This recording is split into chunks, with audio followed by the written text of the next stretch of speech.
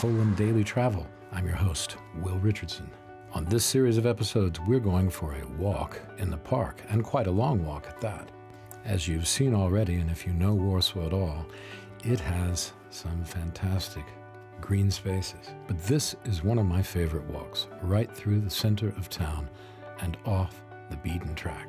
I think it's safe to say there's very few cities that you could do such a long walk out of sight and away from traffic. We start in Marienstadt.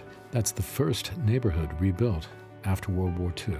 It took about 2 years. From there, near the old town, we head progressively in a southerly direction. This is a walk you're going to want to do to get to know the city, no matter what time of year you come and visit Warsaw. You'll see the University Roof Garden. It's one of the largest in Europe. You'll see a bit of Powiśla, the district between the river and the center of the city. You'll walk through woods and parks. You'll see Ujazdowski Park, one of the absolutely loveliest spots in Warsaw.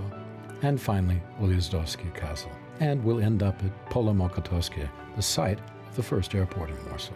That's Mokotowska Field. And for most of the journey, we'll be walking eastward along the ridge, and just below it, the ridge separates the center of town, Śródmieście, from Powiśla, or the riverside.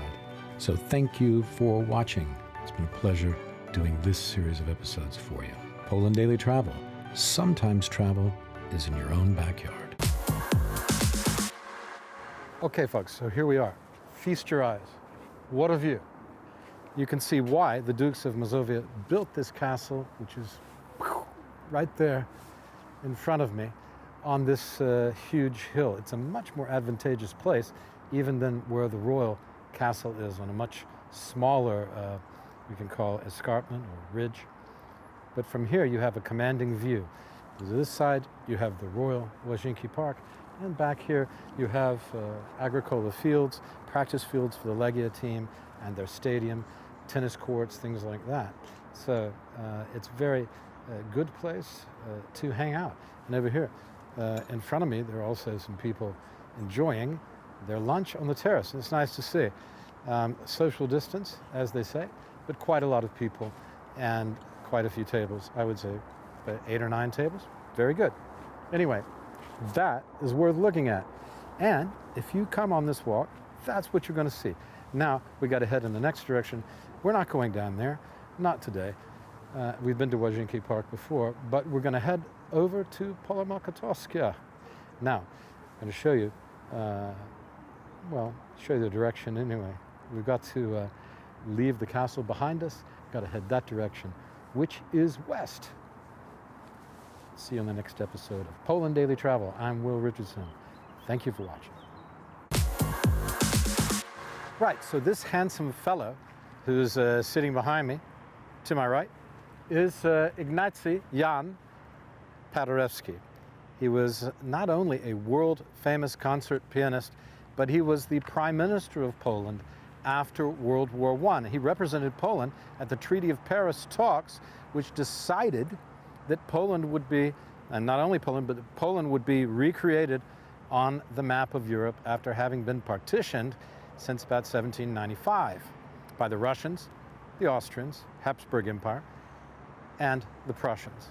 So Paderewski is a huge figure as an artist, and he's also a huge figure in the way that Chopin, Sienkiewicz, some of the other great artists, there are too many to mention, so many Nobel Prize winners, so many great writers, painters, musicians, that these people took up, they took up the symbol of Poland. They became the symbol of Poland when it had no country.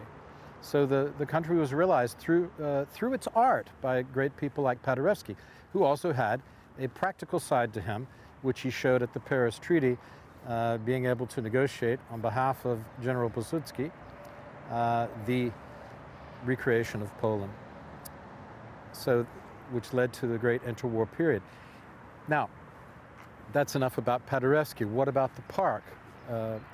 It's interesting because a long, long time ago, in the Middle Ages, there was a village here called Ujazdów, and that's what the street is now named. And the park is named Ujazdowski Park, which means it's named after that village.